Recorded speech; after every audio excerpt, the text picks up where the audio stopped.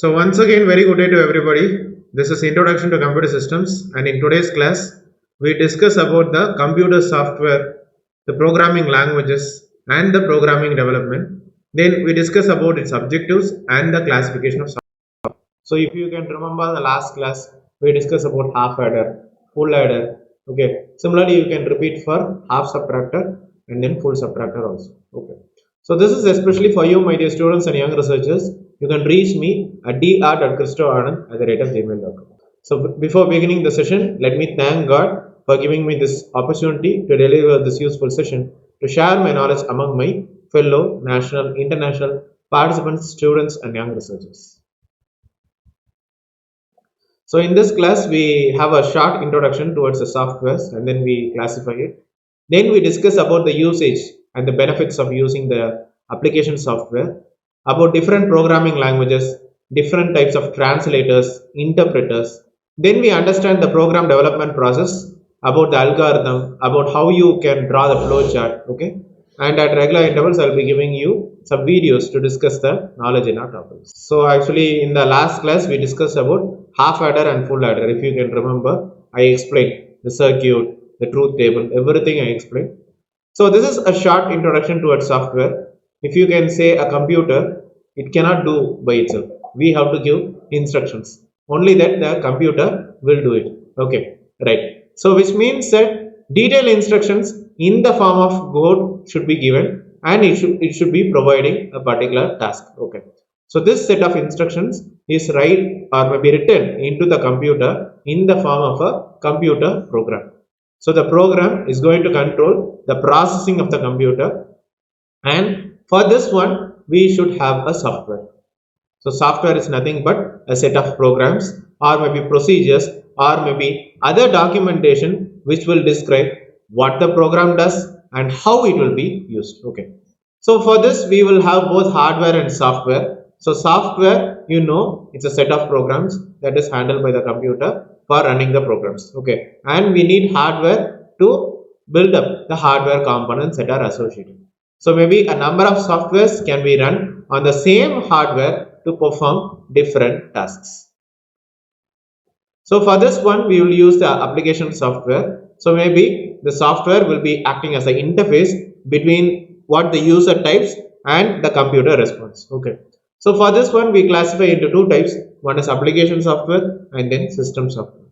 So in the application software, it is nothing but a program or maybe a group of programs which are written to perform a certain application. So maybe like in the case of accounts department, you take in the case of payroll or maybe financial accounting. So for this finance, for giving the salary, they will have a software.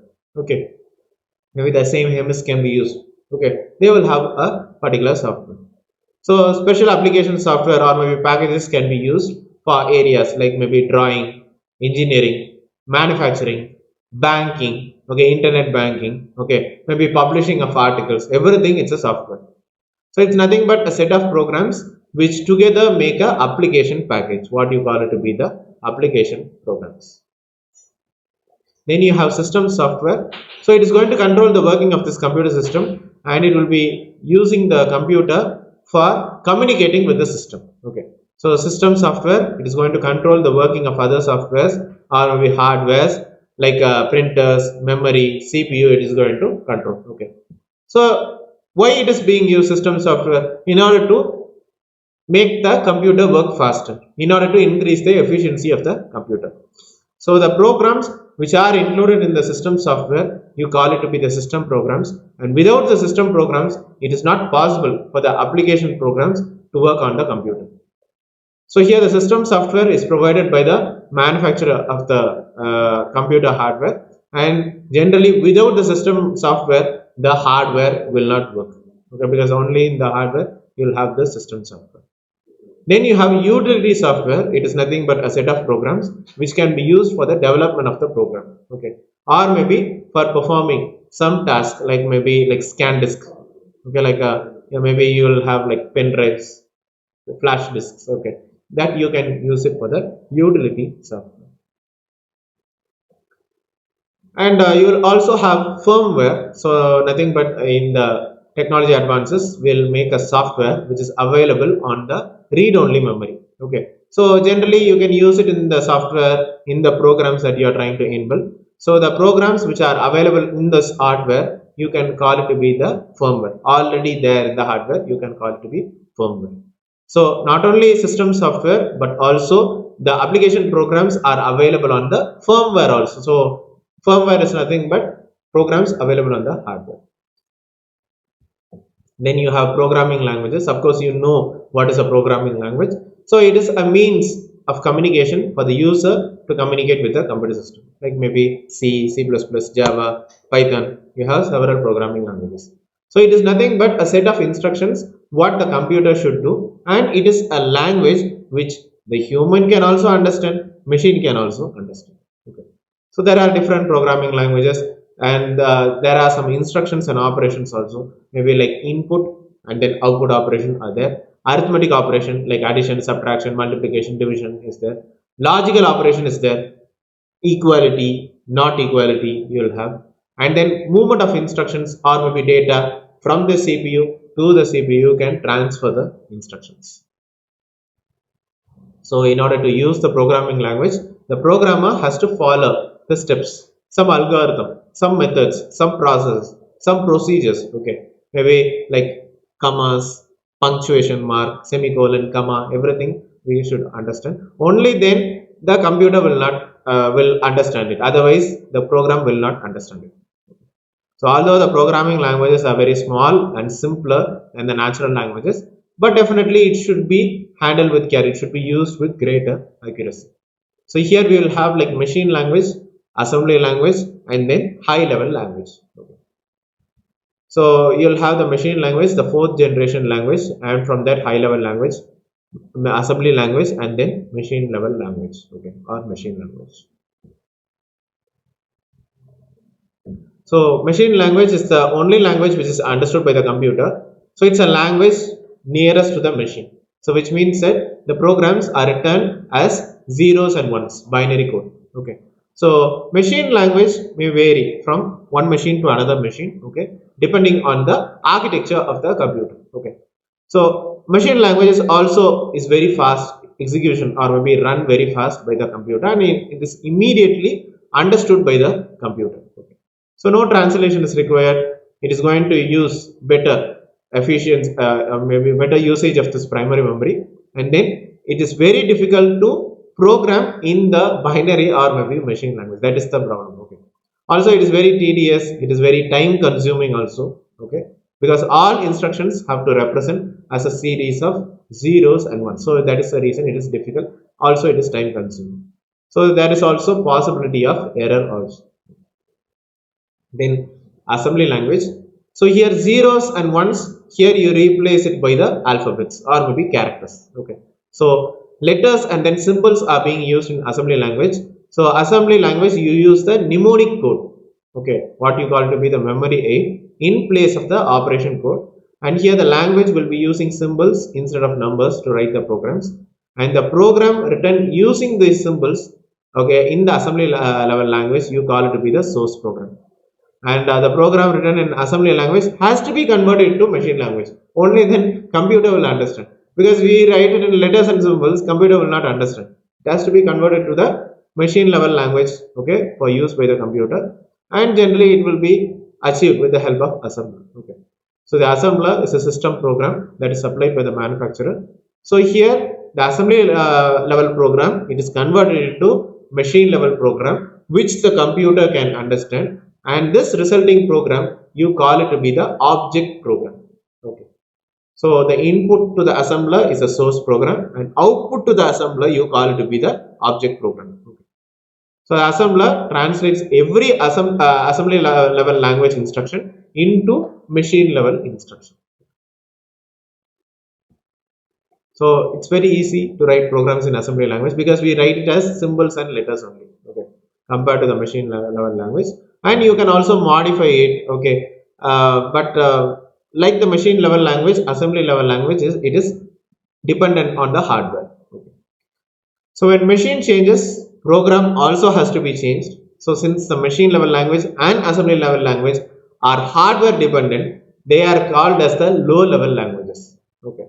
Right. So both the languages require a very deep understanding of the internal structure of the computer.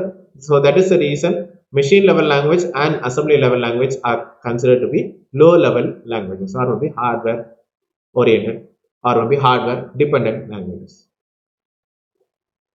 So high level languages. High level languages, generally you can use English words, statements, or maybe mathematical symbols also for instructions.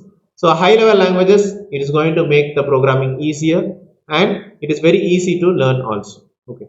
So very less time is required.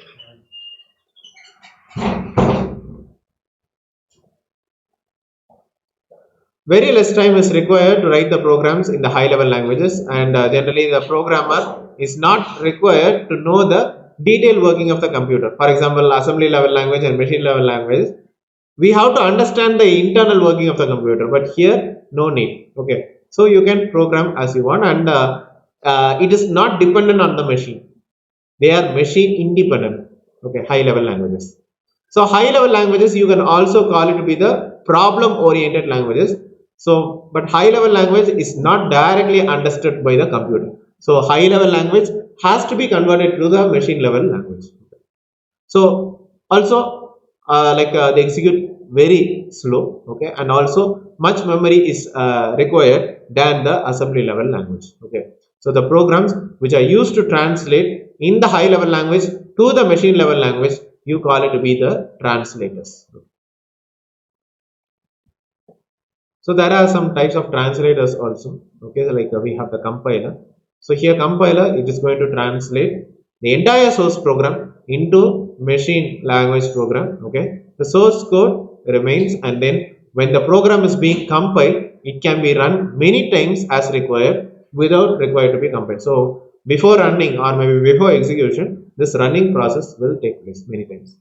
So a compiler can translate only those programs written in that language. Okay, and also each machine has its own compiler. For example, you take in the case of C programming or C++, it has its own compiler.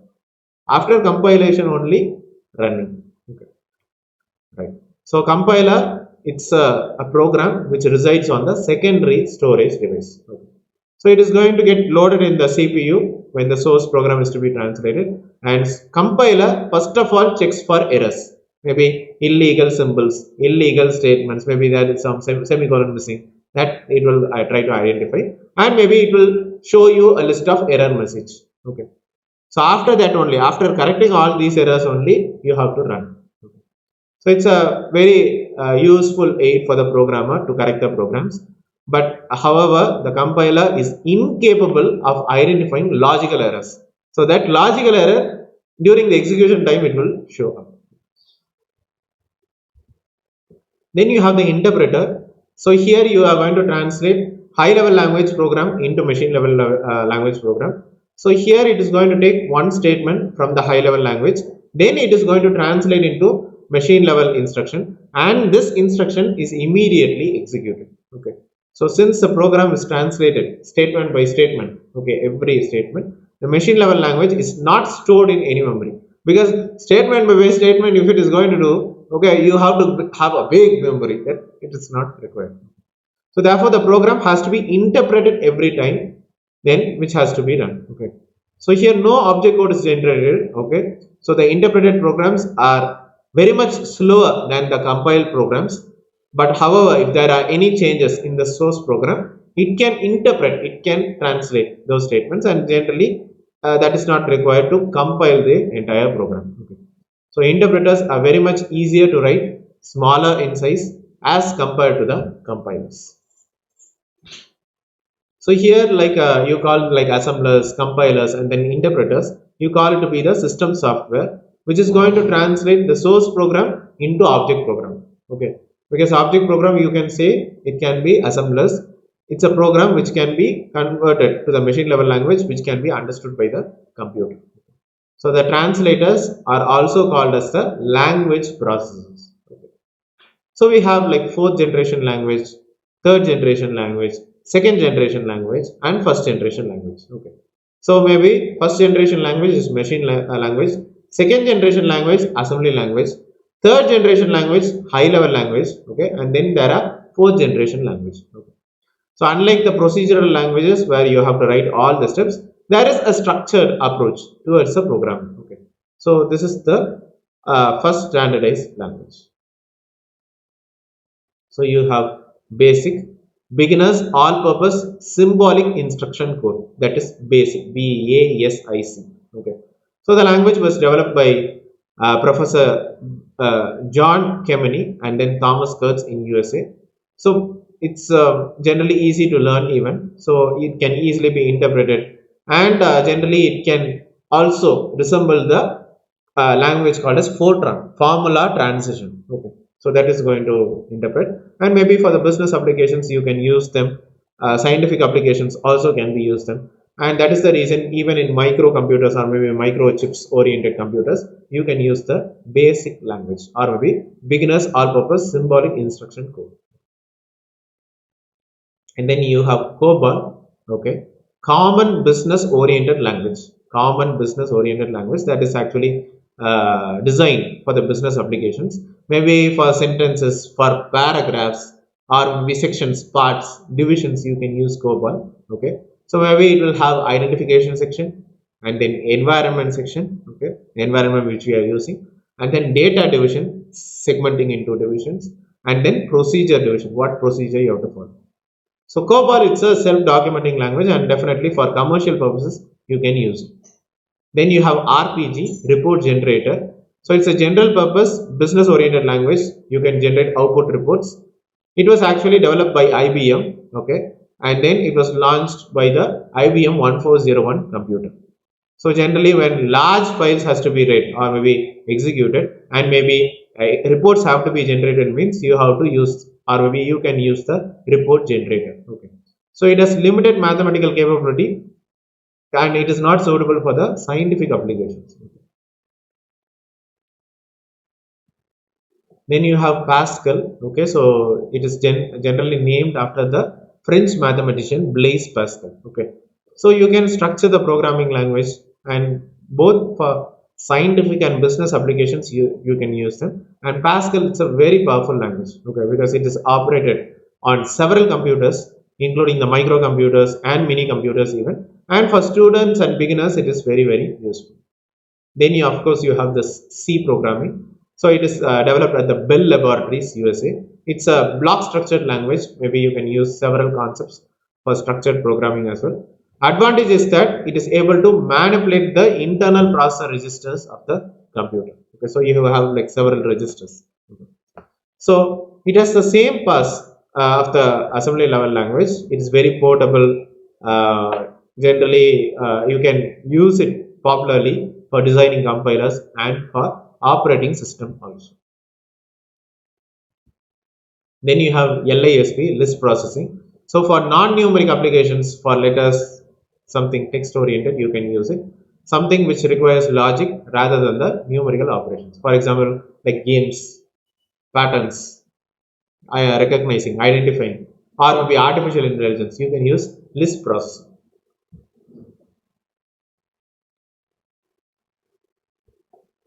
Then you have the program development process. So you should have some processes. Okay, you should write each and every instruction in the correct order or maybe sequence.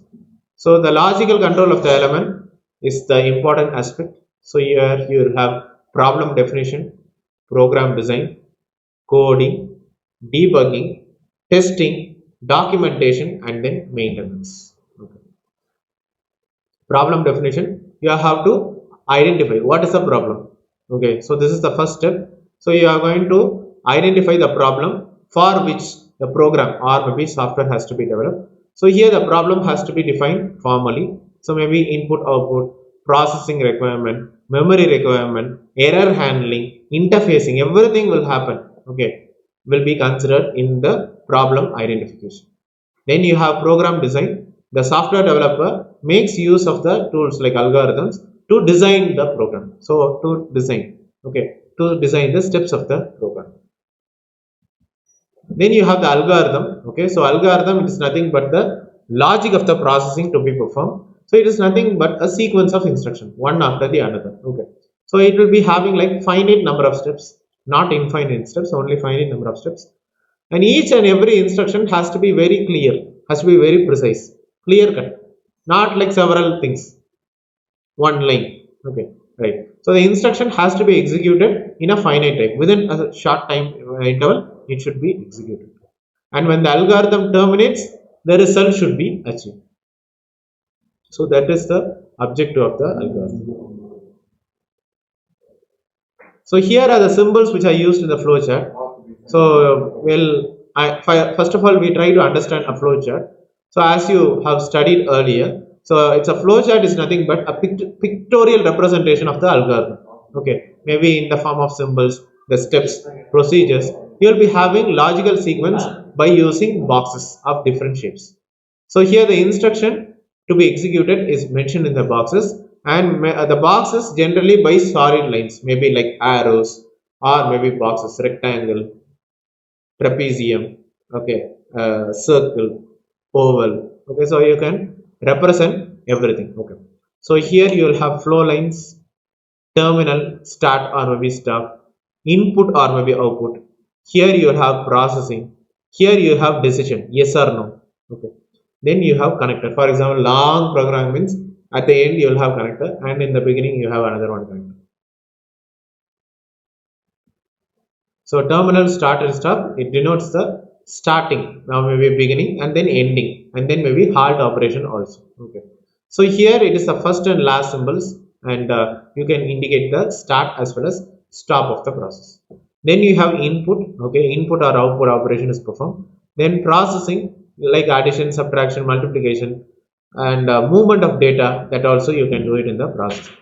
And then decision, you are going to represent a decision whether true or false, yes or maybe no. Okay, so on every path, the condition for which the particular path has to be written, and during that the path will be followed depending on the result. For example, yes means set of instructions, no means a set of instructions. And then you will have flow lines. Okay, so flow lines are normally drawn with the arrowhead, indicating the direction of flow of program. And then you will have connectors. If it is a long program means, which means you can use connectors, and connectors will be having no operation, just it is going to connect. Okay, so they can be used in the flowchart for clarity and for convenience also.